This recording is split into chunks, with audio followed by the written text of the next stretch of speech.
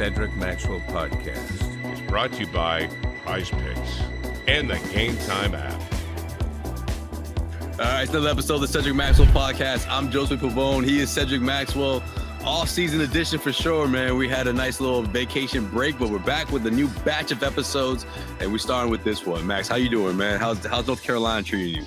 That's excellent. It is hot down here. Oof, yeah, it is.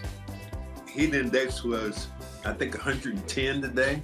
Damn. So yeah, that's Vegas weather right there.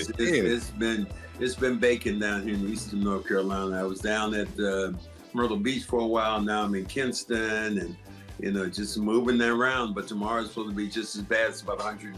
So it's gonna be 105 tomorrow.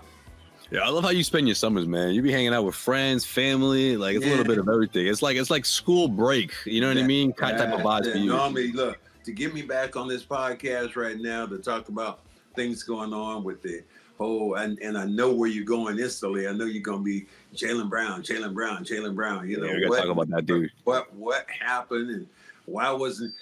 I'll start the interview off. You started off. I like that. We'll switch it up this time. Just wait. We see that Jaylen Brown right now did MVP in the finals, MVP in the Eastern Conference Finals, but doesn't get an Olympic nod. I'm gonna do like you. Why? Why? Well, according to him, he hasn't completely, told us exactly what source or what he's been told, but he's pointing at Nike. He's saying Nike has everything to do with this, and I can't wait to see what kind of information unfolds. Jaylen did speak recently. He was asked about, not being snubbed essentially, right, from the USA squad, Team USA squad, but the way people took it was as a slight towards his teammate in Derrick White, right? Derrick White replaces Kawhi Leonard, and he's upset about what Nike, or what he believes Nike had to do with his snubbing, right? He did say on the record that he reached out to Derrick White, told him, it has nothing to do with him, it's nothing personal or anything like that. So I think that helps the situation. I think from the outside looking in, it's like, man, you're raining on your boy being selected, and I didn't take it in that regard, but I felt like it could have easily been interpreted in that way, right? I would have appreciated it. It's like, hey, shout out to Derrick White, but what's up with this and that, or the next thing. But the fact that he reached out to Derrick, I think helps the situation for sure. But it is a surprise, man. The Finals MVP didn't even get an invite, and I get it with the team needs and the role, and Derrick White, the type of minutes that's going around. Probably not going to be a whole lot for Jaylen if he were to be on this team, but it's weird, man. It's really weird, and I hate to think that a company like Nike would have that much power, that much say in this type of situation. Didn't you see the swoosh that was on somebody's jersey, on their jacket when they were talking? And they went to Grant Hill, who is right now the VP of all this, and it's a Nike swoosh on. Well, what did Jaylen Brown say about Nike? What did he say? He said, "Look, I don't believe in their practices. I don't." Kyrie, he came to Kyrie's defense and saying, they shouldn't have kicked Kyrie off and all that other stuff. Well, you're not going to go any place where Nike is the primary sponsor of all that, and you think you can go there and trash the product? And before you get there, no, it ain't gonna happen. Yeah. So for them to snub Jaylen Brown, I get it. When it comes to a business standpoint, I just don't like the way that Grant was trying to portray it. Grant said, "Well, I want to get the best team out there, the best players, and put this team in." Well, you're gonna take the Finals MVP. You're gonna take one of the best players right now in the league. Right. No slap at all. But he was saying, well, maybe. Derrick White is going to fit in better. Well, Vegas odds have it right now that Derrick White is going to play less minutes right now than anybody on that team. So why are you thinking, that he's going to make this better teammate? I think he comes in and it's a lot more smooth. There's the continuity is probably going to be a little bit better because the controversy, you don't bring it to him because first thing people are going to ask you is if you're Jaylen is, okay, Jaylen, why didn't you get picked in the first place? And when he says what he needs to say, then everybody's going to be looking at it like, okay, where are we going to go here from? Where are we going to go from there? So I see where they're coming from. I know what Jaylen's going through, but 1981, the Finals MVP didn't make the All-Star team the next year. It happens. It does, man, for sure. And I think this thing, it goes back to maybe what happened before he even stepped foot in the NBA, which is an AEU sponsored team that really wanted Jaylen to join him, Nike, and he went with Adidas, you know? So I don't know, man. It sounds petty, but it wouldn't surprise me if this is an ongoing thing from back when he even was a rookie in this league, right? And Nike was just kind of like, I don't know about this guy, and they're looking for any type of reason to not include him in something like this, and then Jaylen gave him one. But look, I'm not going to fault Jaylen for what he believes in. You know, he said that years ago, and if Nike wanted to hold on to that quote and not include him to the squad, it's a bad look for Nike. And I hope that Jaylen, whatever he has in store, whatever's coming up in terms of more information about the situation, you know, I hope it's in favor of what Jaylen's saying right now, for sure. Well, if you are a Celtic fan and you believe in this team, matter of fact, you're happy right now this happened. Because it's going to put more fuel on the fire. Yeah, man. It comes to Jaylen, who he is and what he's done. Last year getting snubbed from all NBA, and what did he go out and do? Became the best player in the playoffs. Was explosive, and you had something else to prove. Does he have something else to prove this time? I mean, even when they went to Tatum, I remember they asked Tatum about it. So, how do you feel? And Tatum just kind of like, well, you know, I'm not. And so he kind of walked backwards away from it. Mm. So, you know, if Jaylen wants to take offense to anybody or anything, these things happen. And now what he can do is hold his world championship ring and kind of go from there in this $300 million contract and say, so what? So what? I didn't get invited to the Olympics, and you know, look what I've accomplished. Yeah, he's gonna take it out on the floor for sure, man. He actually pulled up to Summer League the other night, Celtics versus Lakers, Max. The rivalry in Summer League form with Bronny James, and yeah, it went well for Boston. He built another house out there, of bricks. What did he do? Yeah, he did. He did. Yo, this man's 0 for 12 from 3 right now, Max. 0 for 12. Big deal or no big deal? We're not doing that segment, but I'm just on that alone. Big deal or no big deal? What do you say? Big deal. You know, not in the fact that he has a contract and a guaranteed contract that most players don't have. 3-year deal. 3-year deal, and that is strictly about his dad. Nobody else. I mean, let's not sugarcoat it. It's about LeBron James wanting his son on that team, and he had the power to pull the strings and make it happen. We wouldn't be talking about Bronny James if, in fact, he was any other player. We wouldn't even be talking about him in that vein. But because he's the son of one of the greatest players ever to play the game, it's fair now. And LeBron opened it up by saying, "Look, I want to play with my son." And what did they leave the Lakers? Pick number 55. 55, yeah. And the Celtics picked before them. What happened if the Celtics had taken it? They should have, Max. You were hated that idea. They should have. You wanted it. I know. Danny would have done that shit. You know, Danny would have. You don't want that smoke. Why? Danny Ainge would have wanted that smoke. He would have spent a late second round on Bronny. Why do you need that to come to you if you're the Boston Celtics? Why do you need the drama if, in fact, you're already the world champions? I mean, you just want to be messy.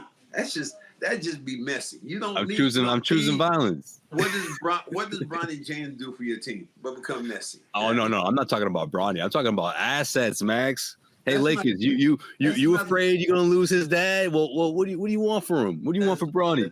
That's not an asset. You know, Eddie, you know what? God don't like ugly. He ain't fond of pretty, but he sure don't like ugly. So the Boston Celtics did what they needed to do. They took a quality player. They wanted somebody that could help them out. And Bronny James couldn't help him out. I don't think he helped the Lakers out. Now I could be wrong, and I hope that I'm wrong. I hope that Bronny is able to play. But man, that's a tough road to hoe when your father's one of the best players ever to play the game. I can't help but think about what Gary said when we had him on, right? Like stunting his growth. Like you're not doing Bronny any favors here, Max. It's not like this is gonna expedite the process. Like it doesn't work like that, right, Max? Like another year in college doesn't, you know what I mean? You can't make up for that experience with a year in the G League or a year at the end of the bench, whatever plays out for Bronny this upcoming season. NBA in the NBA, it's like this: either you have it or you don't. You just don't develop overnight in the NBA. Right. Your tools have to be there. Is he an exceptional shooter? Well, by 0 for 12, that means no. Is he an exceptional defender? He's 6'1" and a half. The guards in the NBA are 6'4", 6'5" now. So what does he bring to the table that you can't get right now from essentially anybody in the G League? So, but God bless him. The fact that it happened, I think it's monumental and it happened. But what I see is a train wreck. Hope it's not, but I see a train wreck. Yeah, man, you might be right, Max. You might be right. I mean, I think he's like any other late second rounder. He's got to find his way, but there's all this pressure and this hype and this, attention. It's not going to help him, man, especially in the early go. He's got to find his own way. He's got to find a way to drown out the noise because I think it's affected him. Well, you can't. How can it not? You can't be unnoticed in the summer league if your name is Bronny James and you're playing against the Celtics. Yeah. How'd that look? You watch the game because that's your thing. You will look at a train wreck. In fact, I will turn away. I don't even want to see. I didn't want to know what happened. I didn't want to know what happened until you actually saw it. I'm good. I'm good with this. I don't need to know about Bronny James, who I feel is not going to be one of these guys who's going to destroy people. Well, you know who was balling out in that game, man? Neemias Queta, man. He flirted around with a double-double, 22 points, 8 rebounds. I know he was at the end of the bench last year, but the new deal he signed, along with a handful of other players that signed, has pretty much has got the Celtics roster ready to compete for the next 2-3 seasons. How you feeling about that, man? And of course, Jaylen's a big part of that as well. Tatum's a big part of that as well with his max deal, the richest in NBA history. Well, what you did, you solidified your team. You got all your ducks in a row, and you're unlike some of the teams who have just recently won it. People talked about what Denver did. What Denver can repeat because Joker is the best player. Joker's a hell of a player, and Murray was a hell of a player. But the guys that they had coming off the bench, they missed them. Yeah. I mean, Jeff laughed. Oh, Jeff Green wasn't this. Jeff Green was solid for them. Bruce Brown. They haven't replaced him, Max. They haven't replaced either of those guys. They were both out, and you couldn't replace them. You look at their bench strength; it wasn't there when they played in the playoffs.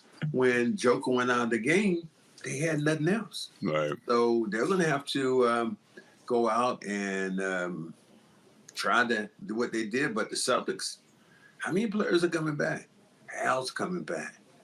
Who's the eighth guy? Who else? Pritchard's going to be back. Pritchard's back. House is going to be back. White got a new deal. It was it's like just when they said bring the band back together. Well, the band is coming back, and will they be tougher and I think they will because they're a younger team. And we're talking about health. You got to be healthy, obviously. Right. We'll see how long Porzingis is out. Will they do Porzingis like Al and just try to baby him? No second nights of back to back. Now, how valuable is Al Horford all of a sudden become? This episode of the Cedric Maxwell Podcast is brought to you by Prize Picks. Prize Picks is America's #1 daily fantasy sports app with over 5 million active members. Prize Picks is the easiest and most exciting way to play daily fantasy sports. Unlike other apps, on Prize Picks, it's just you against the numbers. All you do is pick more or less on 2 to 6 player stat projections and watch the winnings roll in. Get in on the daily action with your friends and become part of the Prize Picks community today. You can win up to 100 times your money on Prize Picks with as little as 4 correct picks. You could turn $10 into $1,000. If you're looking for promotions, Prize Picks has got you covered every week. From lowering select players' stats projections on Tuesdays to help your lineup hit, or getting your entry fees back if you have a losing lineup on Fridays. Prize Picks is available in more than 30 states across the country, including California, Texas, and Georgia. Angel Reese's streak of double-doubles might have come to an end, but that doesn't mean you can't pick more on both of those stat projections, right? Whether we're talking about points or rebounds. That's been a big one for me this summer, and you can come up big with making those same picks. Download the Prize Pick app today and use the code CLNS for a first deposit match up to $100. That's CLNS on Prize Picks for a deposit of up to $100. Pick more, pick less. It's that easy. Yeah. I mean, he proved it during the postseason. I mean, he's ready to take on that role as the starter, before Porzingis comes back, whether it's Christmas, whatever the timeline may be. However, another year, I love that Brad Stevens didn't look at the rest of his centers and say, okay, I got to choose one of these guys. No, he signed both of them. Luke Cornett's coming back. You got, Kata's back. Like I just mentioned, like that's a motivation factor for him because it's like, okay, we can relax. I got my security here. I got at least 3 years to prove myself, and I don't have to worry about these guys letting me walk in the next couple of months. So I think all that is important. It's huge when you look at, and Tillman, that's the other guy too. Tillman, all that matters to me because obviously in the playoffs, we found out that depth matters. And the rest of the NBA is finding that out at the wrong time when you look at the second apron era. And some of these guys, some of these teams, they can't really add to a roster the way they would want to because they weren't prepared for this. Look at the Phoenix Suns, Max. The Phoenix Suns were the last team to go and do the super team route and say, oh, yeah, we only got 4 or 5. I mean, we got like 5 guys, 6 guys on the contract. We'll figure out the rotation. I mean, look at our big 3. We got Durant, we got Beal, we got Booker. We'll be fine. What did that do for them? Like, it's not – that doesn't work anymore, Max. That formula is the old days. Out with the old. Yeah, I think the one thing you're saying is truly, for me, really is true, is that you look at it, the Celtics have, Jason Tatum is a star, but is he a superstar in this league? Brown a superstar? Celtics got a bunch of great players, but not the supernova, not the LeBron James, not that kind of player. Guys who are, Ant-Man, who's going to the next level. Right. Tatum is in their wheelhouse. Brown is in their wheelhouse. Top 15, top 10, whatever. If you look, but as we tried to say before, if you look at the effect of the roster and them coming together and the players they have, that's crazy. It's still crazy. I mean, you look at the Lakers with their depth or lack of depth. You look at the team that I think is getting some depth to me might be the New York Knicks. Yeah. Their lineup. They just added another guy too, Cameron Payne. I mean, and the thing that they did, I think was really smart, was Brunson took less money. Brunson took $31 million instead of getting 41 or 42, whatever. So I can build around me. That's going to allow the Knicks to go out and do a few more things. I still don't believe they're in the same, vicinity as the Boston Celtics, but it definitely puts them on the apron. And now you look at what Paul George coming over to Philly. And you called that, man, a couple of weeks ago. Gary was like, he's probably going to stay at the Clippers. You were like, that boy's going to Philly. Well, why wouldn't he go? I was trying to figure out with Gary, why wouldn't he go to Philly? Yeah. I mean, because if you think about Philadelphia, he instantly does not need the ball to be effective. He's a guy who can score the basketball. He can defend the basketball. You can put him at, now you're saying he's number 2, number 3 on the depth chart, and it gives him more of an opportunity to, kind of hang out and not have to do as many things when you got a Joel Embiid and you got a Maxey. But there are times that Paul George, with his ability to step up, can knock down shots and take over games too. So I think it's a real good move for Philadelphia and what they have to do. Were you surprised when you heard the news about with Grossbeck and giving up his share, the majority owner of the Celtics team? Yeah, I was a little surprised, but it makes sense. It makes perfect sense because what do you do, Josue? They always teach us now. You buy low, sell high. They don't get higher than this, Max. The Boston Celtics. Yeah. You think about it, were bought for $340 million, whatever it was. I think it was less than Tatum's contract at $305, whatever it is. Yeah, you're right. And back in 2003, they were bought for that price that many years ago. Now this team is worth probably like $4, maybe $5 billion. Billions, yeah, 4.5, I think. And if you're selling this team right now, you've been, and he doesn't say like he's selling it all. He's selling a majority share. Mhm. And what they can do is they can start rolling their money back. They can take $5 billion for the sale and still keep 20% of the team. Maybe not as a bigger footprint, but still an opportunity for them to do some things that they like to do. I heard that Pagliuca, his group were talking about going out and buying this team. So it's going to be an interesting year right now for the Boston Celtics from a managerial standpoint, from a ownership standpoint, or should we say governor standpoint. It should be very interesting what this team is able to do. Yeah, Max, especially when you look at this timeline. I mean, let's face it. Whenever this guy comes in, whether it's Steve Pagliuca or someone else, like they're gonna have some really, really hard decisions to make. That's gonna be around the time where contracts are up. In the next couple of seasons. Guys like Porzingis, Al, and all that stuff. I mean, I just think this window. What is so tough going to be about Al? Al's going to play. I mean, okay, maybe I shouldn't have said Al, but you shouldn't have said Al. Maybe you should say Porzingis. Porzingis is the big one. Porzingis has 2 years left on this contract. Can you come back somehow and be able to sign him? Or what do you know? You got Tatum. You got Brown. You got Drew. You got White. So you got those guys stuck already. It's going to be Porzingis is the biggest question mark that you're going to have, and they're talking about penalizing teams with the second apron by going over the salary cap, and maybe cost them $100 million.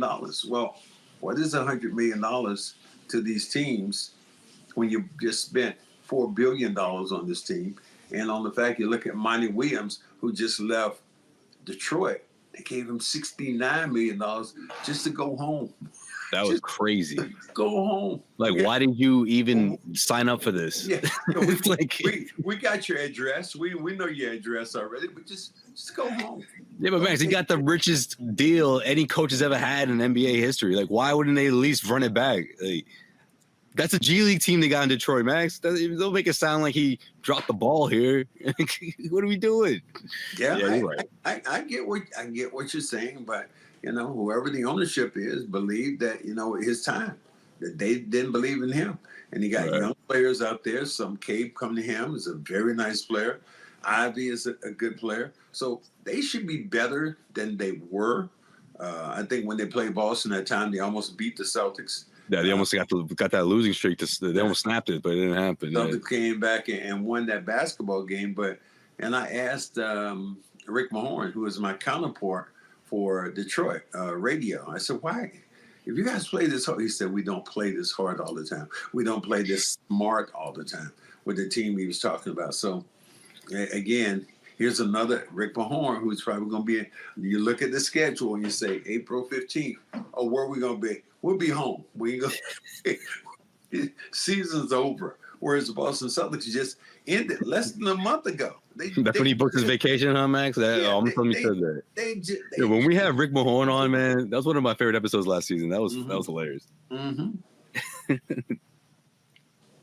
Were you going to say, my folk? No, I was good. Yeah, no, I just it's just interesting the way money's being thrown around, the NBA, and I get it. The new TV deal and all that stuff plays a big part as well.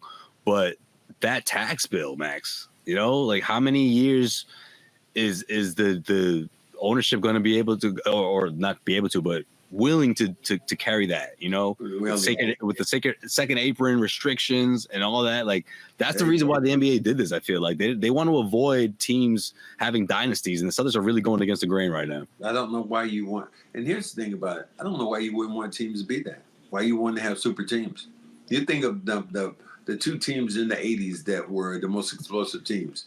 There were the Celtics and the Lakers, two dynasties. After that, it was Chicago, Detroit for a minute. Was that a dynasty with them winning 2 in a row? But then you look at the Bulls, and that became a dynasty. And then you look at then you move on. You have the Spurs. A dynasty. And then Golden State Warriors. If they hadn't lost Kevin Durant, how many times would they have won? Because people keep saying they had the cheat code. They had the cheat code when they had Durant and Curry and Steph. I think that's what started this whole thing. Yeah. The NBA was kind of like, okay, we got to do something here. It was 30 teams. And yeah. But the Celtics were ahead of it. I believe that kind of stuff is, for me, I see it as good. It's good advertising for a league when you have a super team and then other teams trying to knock them off. Yeah. But that's just me. Do you consider the Celtics a super team though? Because it's hard to consider them a super team, but they have the talent that it could. You know what I mean? Like, you get what I'm saying? Like, for me, super team is like when you know what they would say. Let me perennial all stars all come together and no one expected it. Let me give it to you. Sneaky good, sneaky great. Okay. If there's such a thing, because you look at their person. Look what they did this year. They had more games won by 50, Right. 30, 40, 20 than any other team in the NBA. And the times that they just ran roughshod through the league. Dominating. They were what? At the end, the Eastern Conference, but they were 12 games or something clear of the Eastern Conference. Nobody played that well. And the only thing that people were waiting to happen for the Celtics, they were waiting for the Celtics to fall flat on their face. Mm-hmm. So they could get your line. Told you so. Told you they want that. Oh, man. That's all. ESPN, all those dudes. I mean, but everybody the season, and I was waiting like everybody else just to see what was going to happen. Mm-hmm. But this team proved that they were a great team, and they beat people, and they beat people up. And then people say, well, they barely, or Indiana, they lost their best player.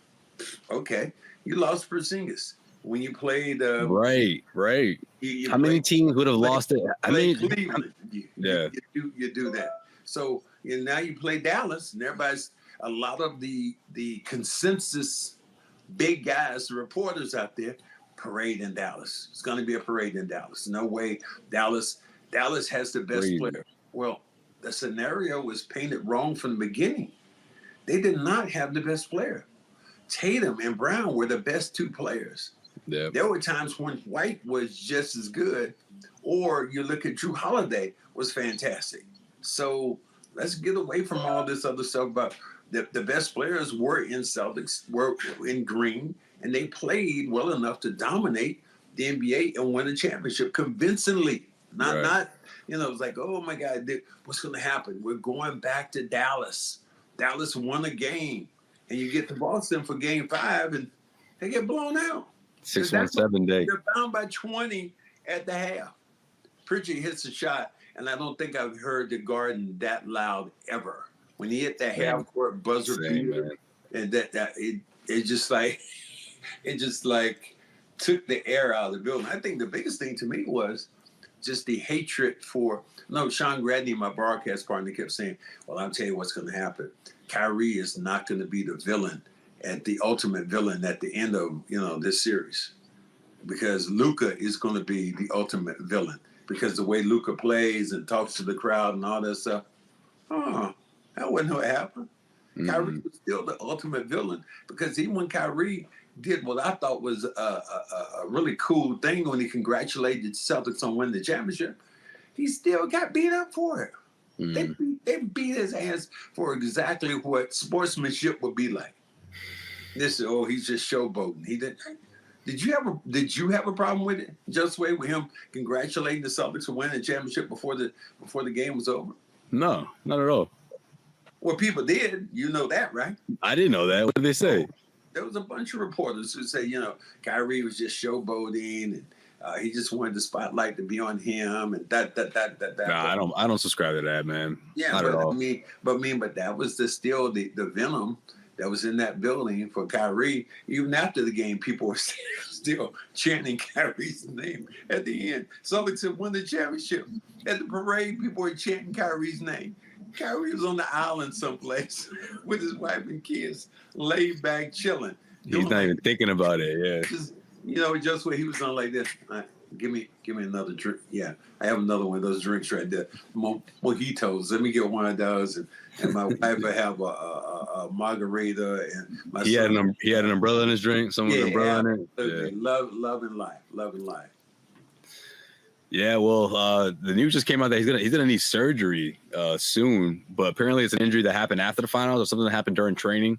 But yeah, I mean, look, I'm happy for this time, this moment that he had, or at least this time in his career where I feel like he's just in such a better place. And I really don't think that was something that he was trying to play off or trying to put out there like, oh, I'm different or whatever. I think it's genuine. I really do. But that was never going to change what's going to happen on the court, though. Like, you don't think he was in a good place when the fans were behind him? He was going, well, that was the old Kyrie. That's what I'm saying. That was the old Kyrie. But he's still in his feelings.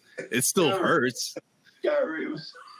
Look what happened after game. Look what happened after game 2. He went to the crowd telling them, "Oh, we'll be back for game 5." We were like, all right.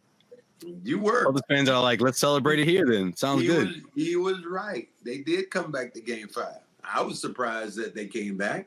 But you knew it was gonna be a blowout, though, man. You knew that game wouldn't be close. I didn't think that Dallas would come back. I thought it would be when the Celtics won game 3, went 3-0. I thought it was over then. Right, but once Dallas won game 4, you weren't worried about game 5, right? I wasn't worried about it. No, I knew the Celtics were going to come out and put their foot on the gas, and that's exactly what happened. Yeah. I mean, look, that's what I feel like the experience of losing in the finals and just experience overall for a lot of these guys on that Celtics team played its part. And then that talent gap, I felt like significant talent gap between the Celtics and the Dallas Mavericks. I was like, that's gonna catch up at some point. Why didn't people think that before the series? People kept saying about Washington, how good he was going to be, how Jones was going to be dominant, and all these naysayers talked about exactly that. This is what I see. Luka is the best player, and he's going to dominate the games anytime he wants to. Well, he didn't, and what we saw was Luka, the lack of defensive mobility, as he got blown by like some NBA record 62% of the time. I mean, Josue, hell, he couldn't have kept me in front of him. Thinking about defensive now. Is he a hell of an offensive player? Yes, he is, but he gives you back that much more and some on the defensive end. Yeah, he does. Yeah, he does, man. They need that's the lesson of the summer for Luka. Addressing the defensive end of the floor and how to impact it, because he was exposed in a big way throughout that NBA Finals. You know it hurts. You know it does, man. That's why we saw the most effort we've ever seen from Luka in that Game 4 matchup. But then, of course, you can't just turn into a defensive player in the middle of a series. You might be able to do it for one night, but you're not going to all of a sudden turn to Derrick White or you know what I mean? One of these moving hands, elite defenders. No. You're not in shape for that, right? If you you are who you are. Right. At that later time in the season, I would tell people, you don't trick people anymore. It was like when I was a Finals MVP. You didn't trick anybody. You're just better than the guy beside you, the guy they have guarding you, because they're going through different ways to stop you, but they can't find a way to stop you. Right. And the same thing is like, you can do all this stuff because when you repeat games and when you have a 7-game series, it's not like, football, the Super Bowl, where, you're going to have somebody can be the finals, can be the MVP because they have one great game. When the NBA, it's a kaleidoscope. It's a whole, I guess, cake that is made out there. And it's what Jaylen Brown did. Jaylen Brown put together a cake. He was dominant. He was dominant not only on the offensive end, but he was really good on the defensive end, because what he did, he made Luka work. And sometimes bringing the basketball up, stealing the basketball from Luka, he just put a lot of pressure on me. So he had to use just as much energy to bring the ball up. Whereas when you looked at him against Minnesota, he just casually started walking the ball up. Nobody put pressure on him till he crossed half court. And then he had that much more energy to use on his defensive end. There's nothing like live baseball on a hot summer day, and I can't wait for my upcoming trip to Fenway Park this month, and you could be doing the same thing thanks to Game Time. Game Time is an authorized ticket marketplace of Major League Baseball, which makes getting tickets faster and easier. Prices on the Game Time app actually go down the closer it gets to the first pitch, with killer last-minute deals, all-in prices, views from your seat, and their lowest price guarantee. Game Time takes the guesswork out of buying MLB tickets. With the All-Star game in the rear view, right now, this is the time where things start to heat up going into the playoffs this upcoming fall, and you don't want to miss out on the action. I mean, the Boston Red Sox are one of the hottest teams in the MLB right now, playing their best of their year, and you don't want to miss out. You can also get last-minute tickets, flash deals, zone deals, easy place to buy MLB tickets, and for every other kind of event in your area. This is your place to go to. Save up to 60% off buying last minute for sports, concerts, comedy, theater, you name it. Save even more with exclusive in-app deals on select seats ahead of the game or event. And also, it's the lowest price guarantee, or Game Time will credit you 110% of the difference. Your purchase is covered with the most flexible customer service policy in the ticketing industry. Take the guesswork out of buying MLB tickets with Game Time. Download the Game Time app, create an account, and use the code CLNS for $20 off your first purchase. Terms apply. Again, create an account and redeem the code CLNS for $20 off. Download Game Time today. Last minute tickets, lowest price, guaranteed. So Dallas Mavericks signed Klay Thompson not too long ago. So the Splash Brothers are no more in San Francisco. Are you surprised by this news? I think I wasn't, because I think Klay felt like he was being disrespected. And I don't know how you disrespect somebody when you have, you have put all this money into it, but he could see his role being diminished. He saw Dominga getting minutes. He saw all these other guys starting to get minutes, and they started to cut down on his. But he's going to Dallas, which I think is almost a perfect situation, because if you're a guy like Klay Thompson, what they're asking you to do is spot up and knock down shots. Spot up and knock down. How many times did we see, all these guys get opportunities to shoot the basketball? P.J. Washington, wide open, couldn't score against Couldn't do it. Yeah. Jones, who played great against Minnesota, couldn't score against the Celtics. And Green too, coming off the bench. And these were wide open looks for those guys. So I think that in Klay's going, two things happen. One, he's going to an opportunity where he feels like he can win another championship. And two, he also is going to, people don't know this, but the state of Texas has no state income tax. So your money is going to go further in Texas and in Florida because neither one of these places have state income tax. Yeah, that's a good point. Well, I don't know, man. I remember I got a check from the Houston Rockets one time. Oh, that's right. I first got traded there. I was like, wait a minute, whoa. Why am I getting look like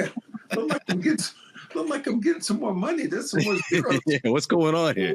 They don't do this in Massachusetts. Yeah, they didn't do this in LA when I was playing with the Clippers. Man, maybe they made a mistake. No. They did what they did, and that was part of the gig. But isn't there a part of you that just thinks that maybe the Warriors should just break up the whole band, man? Like, didn't Danny Ainge show everyone how it's done? You know what I mean? Or is it just the sentimental value? What are you going to do, get rid of Steph? Danny would. Because you don't want to be the organization that all of a sudden, the party's over and it's taking you 10 years to get back to where, or even being a competitive team again, That probably is true. And the asset value that you could get for a Steph Curry would probably be tremendous. Huge. So I'll agree with you. I mean, because you don't see them competing or getting an opportunity to win another championship. You look at right down the street. You look at what Sacramento is doing. Sacramento is a team right now that gives the Warriors fits. And that was even when Klay Thompson was there. Right. So I think that you're probably right. You're probably right. If you're going to break the band up, you're probably right. I mean, that was one of the things that Danny Ainge learned from Red Auerbach. And he asked Red one time, he said, you had a chance to get old Larry Bird and Kevin McHale and send them to Dallas for, I think it was Detlef Shrimp and Sam Perkins. Oh, no. It was the Pacers, wasn't it? No. It was, I think it was, I don't know. I think he was I think they were in Dallas. Oh, because they ended up in Indiana. That's probably what it is. Yeah, okay. Yeah. So they could have made that move, but Red Auerbach, who always said all the time, never fall in love with the product. Be ready to move and be ready to change direction. and they didn't. And this took Celtics forever and a day to get back where they're at today. That's funny you bring that up because the moment I heard Danny say that was when I realized, oh, this thing's got an expiration date. KG, Paul Pierce, and them, they're not going to retire Celtic like that.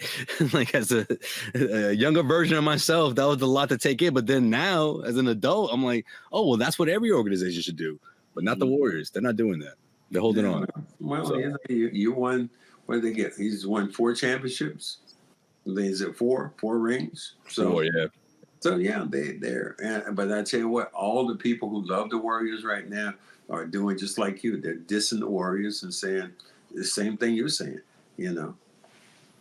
Sell the ship, save some of the people on the inside. Right. Let's build another one to go even further. Let's build an ark right now. For real. We're gonna kick everybody else off. We got you, but we're gonna bring all the animals on. We're gonna have 10 people on. We're gonna build this ark. We're gonna sail it, but we're gonna rebuild. We're gonna replenish.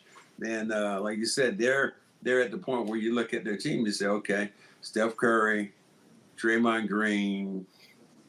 Who's their next best player?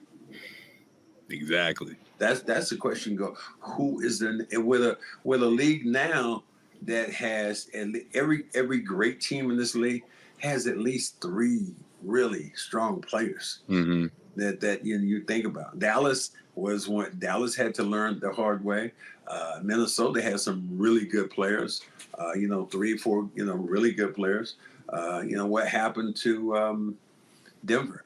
They had just 2 great players, and after that, they couldn't. So you got to be more like the Celtics. Spread it around. Have a bunch of really, really good players, almost borderline great, but collectively as a unit, they're so much better because they had the depth, and there was no way to stop them. There was no way to stop the Celtics.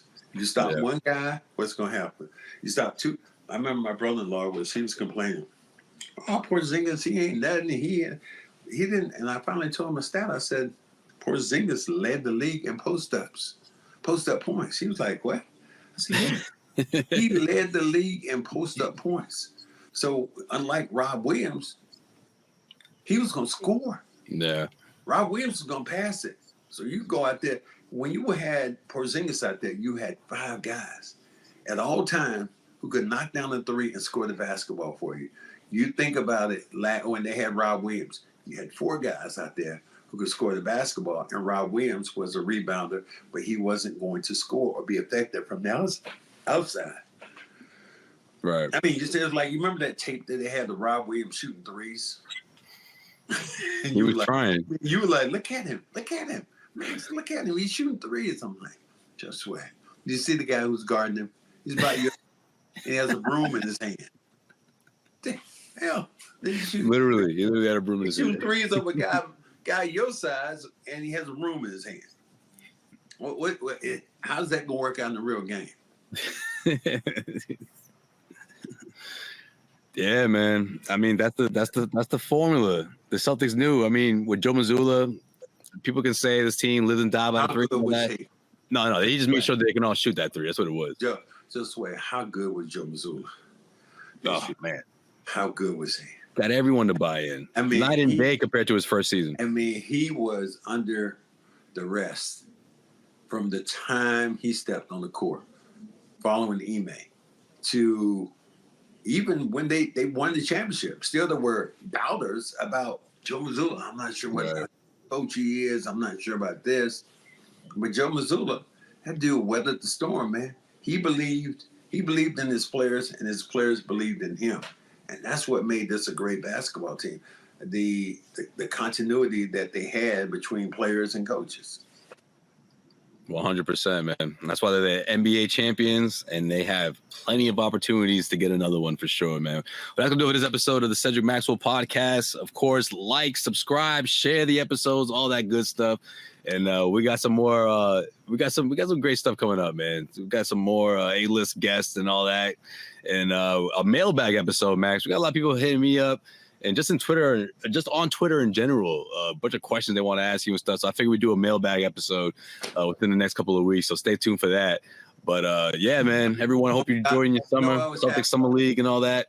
I was happy about the What's that? T-shirt we gave away. How about them damn Celtics? How about them damn Celtics? I love the fact that we had a bunch of our subscribers get the T-shirts, and we saw a lot of them at the parade. Yeah, that's right. Hey, Max, look, I got the T-shirt. How about them damn Celtics? And then when I had Michael Felger with the T-shirt on, that to me just took it over the top because he's the ultimate hate the Celtics. Hate the Celtics, and when he put he had your face right there on the shirt. Oh my God, he had to when he had to end up, wearing the green team thing. That to me, that was spot on. But again, guys, we want to thank you. You only make us stronger. You and Josue and I have been doing this for a minute, and we've enjoyed you guys immensely. And we're going to try to keep bringing on quality product, so we can do what we need to do. Absolutely. And, as I say right now, like your boy E40 would say, ping pong, nigga, ping pong.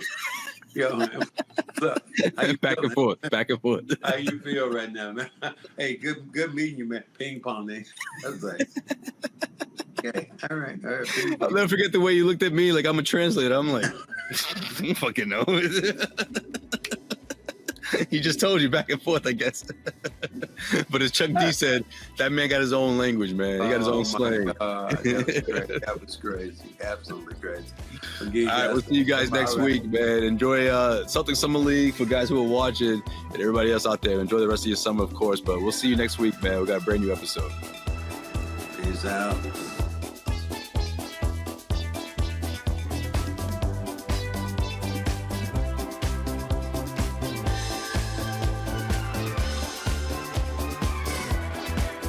Josue Pavon here, CLNS Media, and if you made it this far, that means you really like this video. So hit subscribe, make sure you keep our notifications on, damn it, and we got plenty of great content coming your way.